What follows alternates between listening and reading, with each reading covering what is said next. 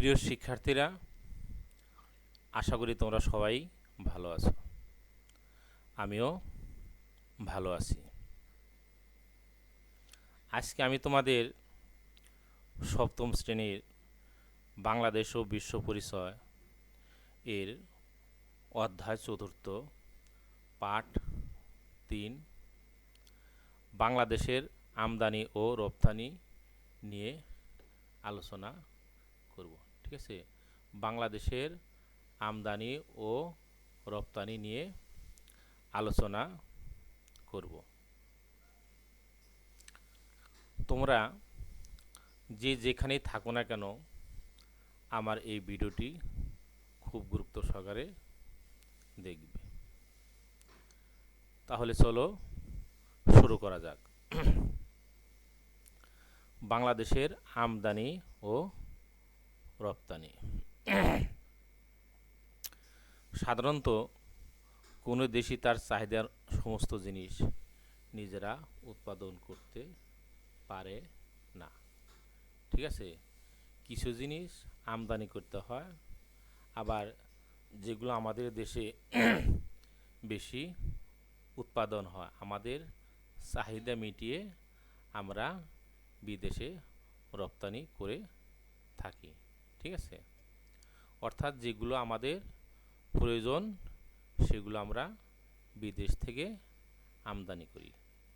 আবার আমাদের দেশে যেগুলো বেশি উৎপাদন হয়, আমাদের চাহিদা মিটিয়ে আমরা বিদেশে রপ্তানি করে থাকি। অন্য দেশ থেকে কিছু কিছু জিনিস তাকে আমদানি করতে হয়, অর্থাৎ কিছু জিনিস অন্য দেশ থেকেও আনতে হয়। ঠিক আছে, একইভাবে দেশের চাহিদা মিটিয়ে উৎপাদিত পণ্যের একটা অংশ বিদেশে রপ্তানি করা হয়। যে দেশে যে সামগ্রী প্রচুর পরিমাণে উৎপন্ন হয়, সাধারণত সেগুলোই বিদেশে রপ্তানি করা হয়, যে কথাটি আমি কিছুক্ষণ আগেই বলেছি। ঠিক আছে, এভাবে বিদেশে পণ্য রপ্তানি করে অর্জিত বৈদেশিক মুদ্রা যেমন বিদেশ থেকে পণ্য আমদানিতে ব্যয় করা যায়, তেমনি দেশের উন্নয়নেও কাজে লাগে।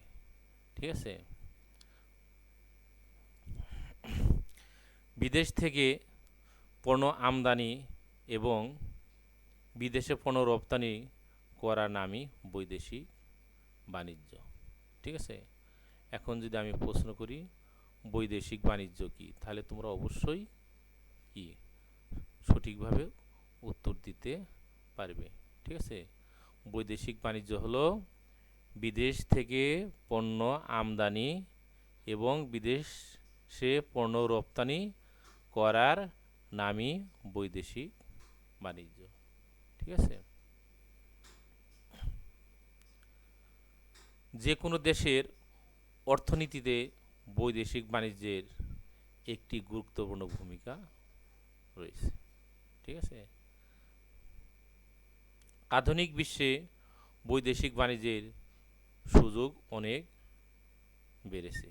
ঠিক আছে, কোনো দেশই আজ তার চাহিদার সমস্ত জিনিস নিজেরা উৎপাদন করার কথা ভাবে না। ঠিক আছে, সব জিনিসই যে তারা এক দেশ উৎপাদন করবে তা কখনোই ভাবা যায় না। ঠিক আছে, বরং দেশের অর্থনীতির কথা বিবেচনা করে যে পণ্যটা আমদানি বা যে পণ্যটি রপ্তানি করা সহজ ও লাভজনক কি তাই করা হয়ে থাকে। ঠিক আছে, আমাদের দেখতে হবে কোন জিনিসটি আমরা বিদেশে রপ্তানি করলে কি লাভবান হব, আবার কোন জিনিসটি বিদেশ থেকে আনলে, কোন দেশ থেকে আনলে আমরা লাভবান হব, এই জিনিসটা আমাদের অবশ্যই মাথায় রাখতে হবে। ঠিক আছে, একটি পরিকল্পনা ও নীতির আওতায় কাজ করা হয়। ঠিক আছে, তাহলে কি একটি পরিকল্পনা ও নীতির আওতায় কাজ করা হয় অথবা হয়ে থাকে। বিভিন্ন দেশের মধ্যে পারস্পরিক চুক্তির আওতায় এই আমদানি রপ্তানি অর্থাৎ বৈদেশিক বাণিজ্যিক কার্যক্রম পরিচালিত হয়ে থাকে। ঠিক আছে। আর এই বাণিজ্যিক কার্যক্রম তদারকি, নিয়ন্ত্রণ ও বাণিজ্য শুল্ক নির্ধারণ ইত্যাদি বিষয়গুলো দেখার জন্য রয়েছে কতগুলো আন্তর্জাতিক ও আঞ্চলিক সংস্থা বা সংগঠন। ঠিক আছে। তাহলে কি রয়েছে, এই বিষয়গুলো দেখার জন্য কতগুলো আন্তর্জাতিক কি কি রয়েছে ও আঞ্চলিক সংস্থা ও সংগঠন রয়েছে, যেমন কি বিশ্ব বাণিজ্য সংস্থা, ওয়ার্ল্ড ট্রেড অর্গানাইজেশন, সংক্ষেপে বলে WTO। এখন আমি যদি বলি WTO এর ফুল মিনিং কি, তাহলে তোমরা অবশ্যই পারবে, ওয়ার্ল্ড ট্রেড অর্গানাইজেশন। ঠিক আছে। তারপর দেখো এশীয় মুক্ত বাণিজ্য এলাকা। এশীয় মুক্ত বাণিজ্য এলাকা, ঠিক আছে, একে বলে south Asian free trade area. ঠিক আছে। একে সংক্ষেপে বলে SAFTA। ঠিক আছে।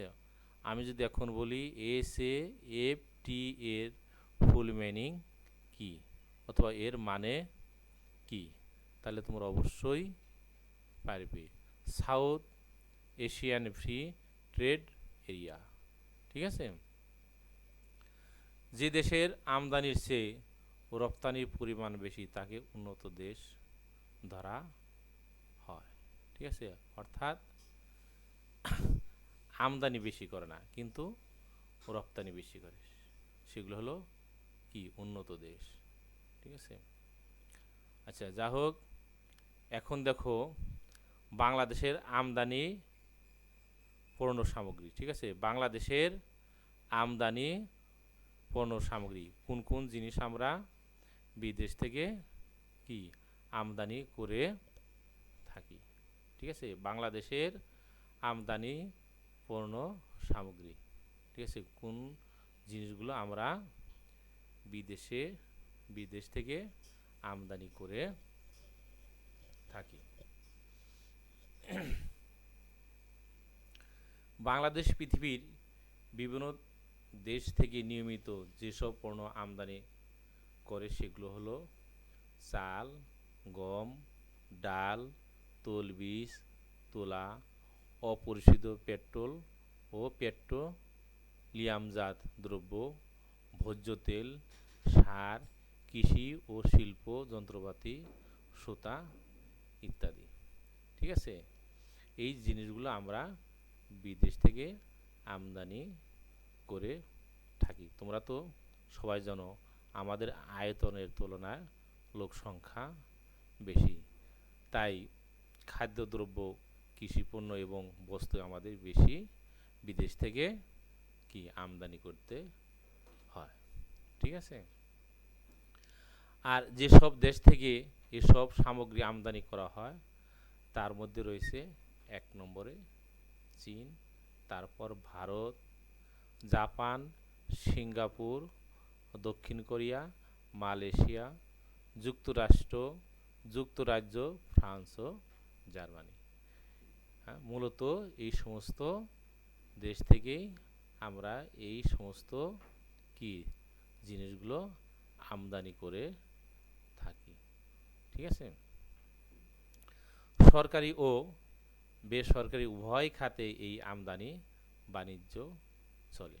সরকারিভাবেও আমরা আমদানি করে থাকি, আবার কি বেসরকারিভাবেও আমরা এই জিনিসপত্রগুলো আমদানি করে থাকি। ঠিক আছে।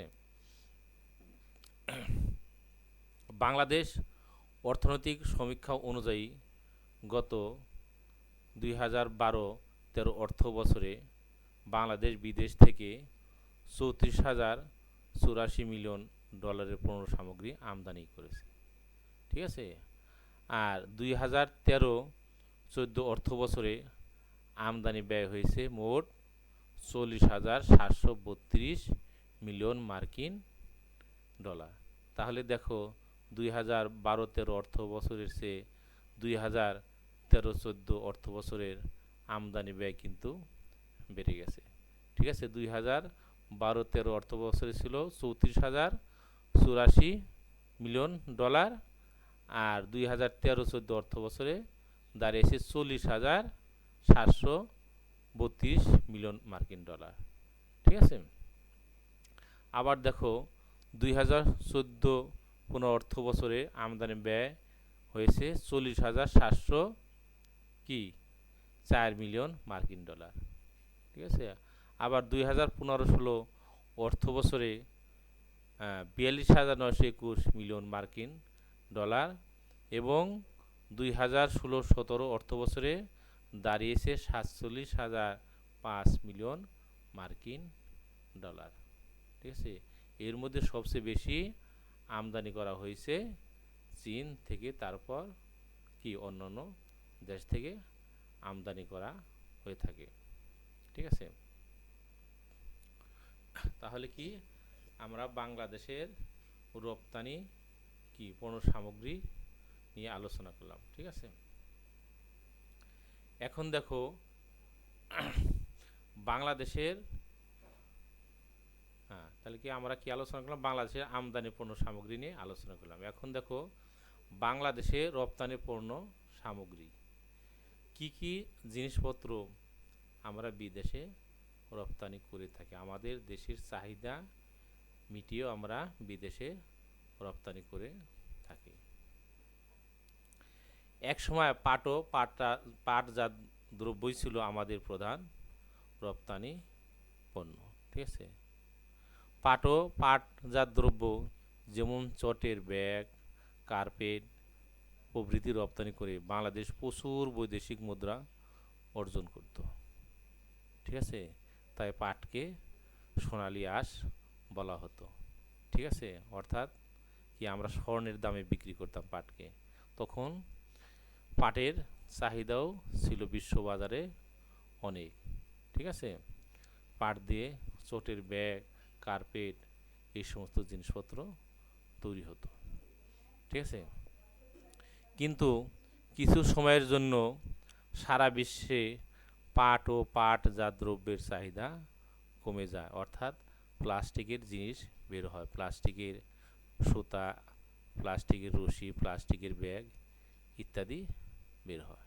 ঠিক আছে, এই জন্য পাটের চাহিদা অনেক কমে যায়। ঠিক আছে, সম্প্রতি বাংলাদেশি বিজ্ঞানীদের দ্বারা পাটের জেনোম বা জন্ম রহস্য আবিষ্কার এবং বিশ্বব্যাপী পরিবেশ সচেতনতা বৃদ্ধির ফলে আবারও পাট ও পাটজাত সামগ্রী রপ্তানিতে বাংলাদেশের সম্ভাবনা উজ্জ্বল হয়ে উঠেছে, অর্থাৎ সেই আগের মতো পূর্বের মতোই কি পাটের চাহিদা বেড়ে গেছে। এই পাটজাত দ্রব্য দিয়ে তুমি যে কোনো জিনিসই তৈরি করো না কেন এটা পচনশীল। এই পাটজাত দ্রব্য দিয়ে পরিবেশে কোনো ক্ষতি হয় না। ঠিক আছে, কিন্তু প্লাস্টিকের জিনিস দিয়ে তুমি যে সমস্ত জিনিসই তৈরি করো না কেন এটা কি মাটিতে রেখে দিলে ঠিক সেই অবস্থায় থাকে, অর্থাৎ পচে না। ঠিক আছে, আর পাটজাত দ্রব্য দিয়ে তুমি যে সমস্ত জিনিসই তৈরি করো না কেন এটা মাটিতে পুঁতে রাখলে অল্প দিনের মধ্যেই কি মাটির সাথে মিশে যায়। তাই বিশ্ববাজারে ঠিক আগের মতো এই পাটজাত দ্রব্যের চাহিদা বেড়ে গেছে। ঠিক আছে, কাঁচা পাট ও পাটজাত পণ্য দ্রব্য ছাড়াও আরও যেসব পণ্য বাংলাদেশ বিদেশে রপ্তানি করে থাকে তার মধ্যে উল্লেখযোগ্য হলো চা, চামড়া ও চামড়াজাত দ্রব্য, তৈরি পোশাক, হিমায়িত চিংড়ি ও অন্যান্য খাদ্য, হস্তশিল্পজাত দ্রব্য, সবজি প্রভৃতি। আমি আবারও বলছি, যেসব পণ্য বাংলাদেশ বিদেশে রপ্তানি করে থাকে তার মধ্যে উল্লেখযোগ্য হলো চা, চামড়া ও চামড়াজাত দ্রব্য, তৈরি পোশাক, হিমায়িত চিংড়ি ও অন্যান্য খাদ্য, হস্তশিল্প, হস্তশিল্পজাত দ্রব্য, সবজি প্রভৃতি। ঠিক আছে। বাংলাদেশ থেকে যেসব দেশে পণ্য রপ্তানি করা হয় তার মধ্যেও অন্যতম হলো যুক্তরাষ্ট্র। যুক্তরাষ্ট্রেই সবচেয়ে বাংলাদেশের কি পণ্য সামগ্রী রপ্তানি করা হয়। তারপর যুক্তরাজ্য, ফ্রান্স, বেলজিয়াম, ইটালি, তারপরে নেদারল্যান্ড, কানাডা, জাপান প্রভৃতি দেশ। ঠিক আছে। বাংলাদেশ অর্থনৈতিক সমীক্ষা অনুযায়ী 2012-13 অর্থ বছরে বাংলাদেশের মোট রপ্তানি আয় হয়েছে কি 27,027 মিলিয়ন মার্কিন ডলার। ঠিক আছে। আর 2015-16 অর্থ বছরে রপ্তানি আয় ছিল 34,257 কি মিলিয়ন মার্কিন ডলার। তাহলে দেখো 2012-13 অর্থ বছরের চেয়ে 2015-16 অর্থ বছরের রপ্তানি আয় কিন্তু অনেক বেড়ে গেছে। ঠিক আছে। তারপর দেখো 2016-17 অর্থ বছরে রপ্তানি আয় হয়েছে কি 34,656 মিলিয়ন মার্কিন ডলার।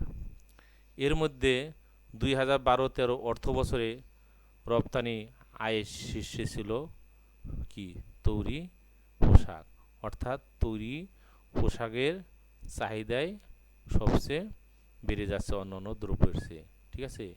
তাই তৈরি পোশাক রপ্তানি করে আমরা এখন প্রচুর বৈদেশিক মুদ্রা অর্জন করে থাকি। এ খাতে আয় হয়েছে 11,040 মিলিয়ন মার্কিন ডলার। ঠিক আছে। বাংলাদেশের পণ্যের বড় ক্রেতা হলো কি যুক্তরাষ্ট্র। ঠিক আছে। আমাদের সবচেয়ে বড় ক্রেতা হলো যুক্তরাষ্ট্র, অর্থাৎ যুক্তরাষ্ট্রে আমরা সবচেয়ে বেশি জিনিসপত্র কি রপ্তানি করে থাকি, আর আমদানি করে থাকি আমরা চীন থেকে, তারপর অন্যান্য দেশ। ঠিক আছে। এখন দেখো আমদানি ও রপ্তানির গুরুত্ব। আমদানি ও রপ্তানির গুরুত্ব। এখন আমদানি এবং রপ্তানির গুরুত্ব কি? বাংলাদেশ বিদেশ থেকে সাধারণত সেসব পণ্যই আমদানি করে যা দেশের মানুষের খাদ্য ও অন্যান্য চাহিদা পূরণের জন্য দরকার। ঠিক আছে। তাহলে সবচেয়ে আমাদের বেশি দরকার হলো খাদ্য, যেটা আমি আগেই বলেছি, তারপরে অন্যান্য জিনিস, কারণ আমাদের কি আয়তনের তুলনায় লোক সংখ্যা অনেক বেশি, সেই জন্য আমাদের খাদ্যটাই সবচেয়ে বেশি গুরুত্বপূর্ণ। খাদ্য বস্তু, তারপর অন্যান্য জিনিস। সময় মতো এসব পণ্য আমদানি না করতে পারলে স্বাভাবিকভাবেই কি দেশে এসব পণ্যের চরম অভাব ও মূল্যবৃদ্ধি ঘটত। ঠিক আছে। বর্তমানে কিন্তু আমাদের কোনো জিনিসের এত মূল্যবৃদ্ধি নেই, কারণ সময় মতো আমাদের যা দরকার সেগুলো আমরা বিদেশ থেকে আমদানি কি করে থাকি। আর তাতে দেশের সামাজিক ও রাজনৈতিক অস্থিরতা দেখা দিত। ঠিক আছে। এই সমস্ত জিনিসের যদি অভাব থাকে তাহলে কি সামাজিক ও রাজনৈতিক অস্থিরতা দেখা দেয়। তাই বর্তমানে সামাজিক ও রাজনৈতিক অস্থিরতা নেই। পৃথিবীর কোনো দেশই তার চাহিদার সমস্ত সামগ্রী নিজ দেশে উৎপাদন করতে পারে না। কোনো না কোনো জিনিস বিদেশ থেকে তাকে আমদানি করতেই হয়। ঠিক আছে। পরিকল্পিত বাণিজ্য নীতির আওতায় অন্য দেশ থেকে প্রয়োজনীয় পণ্য সুবিধাজনক দামে আমদানি করে থাকি। ঠিক আছে। অর্থাৎ আমরা যে দেশে কম পাবো আমরা সেই দেশ থেকে আমরা আমদানি করে থাকি। বাংলাদেশও তার কি ব্যতিক্রম নয়। তবে এর পাশাপাশি বাংলাদেশ বেশ কিছু পণ্য নিয়মিত বিদেশে রপ্তানি করছে, তা থেকে মূল্যবান বৈদেশিক মুদ্রা উপার্জন করছে। এই বৈদেশিক মুদ্রা শুধু দেশের অর্থনীতিকে সচলই রাখছে না, এর ফলে দেশে শিল্প সম্প্রসারণ ও কর্মসংস্থানের কি সুযোগ সৃষ্টি হচ্ছে। ঠিক আছে, যাই হোক, আমরা জনগণকে যত বেশি উৎপাদনের কাজে নিয়োজিত করতে পারবো, ততই অর্থনৈতিকভাবে আমরা স্বনির্ভর হয়ে উঠতে পারবো। ঠিক আছে, আমি আবার বলছি, আমরা জনগণকে যত বেশি উৎপাদনের কাজে নিয়োজিত করতে পারবো, ততই অর্থনৈতিকভাবে স্বনির্ভর হয়ে থাকবো। তাহলে দেখো যে গার্মেন্টস সেক্টরে বেশিরভাগ কি মহিলারাই কাজ করে থাকে, কোনো মহিলাই কিন্তু এখন কি বাড়িতে বসে থাকে না। ঠিক আছে, তারা কি আমাদের অর্থনৈতিকের সাথে যুক্ত হচ্ছে, তাই আমরা কি অর্থনৈতিকভাবে স্বনির্ভর হয়ে উঠছি। ঠিক আছে, বাংলাদেশকে একটি মধ্যম আয়ের শিল্প সম্ভাবনাময় দেশ হিসেবে গড়ে তুলতে হলে বৈদেশিক বাণিজ্য, বিশেষ করে কি রপ্তানির বিষয়টিকে আমাদের সবচেয়ে গুরুত্ব দিতে হবে। ঠিক আছে, এরপর দেখো বাড়ির কাজ, তোমরা এগুলি করবে। বাংলাদেশের ভবিষ্যৎ শিল্প সম্ভাবনা সম্পর্কে সংক্ষেপে লেখো। আমদানি ও রপ্তানির গুরুত্ব সম্পর্কে কয়েকটি বাক্য লেখো। তোমরা বাসায় থাকবে, সুস্থ থাকবে, প্রয়োজন ছাড়া ঘরের বাইরে যাবে না। ঠিক আছে, যাই হোক, আজকের মতো আমি এখানেই বিদায় নিচ্ছি। সবাইকে ধন্যবাদ।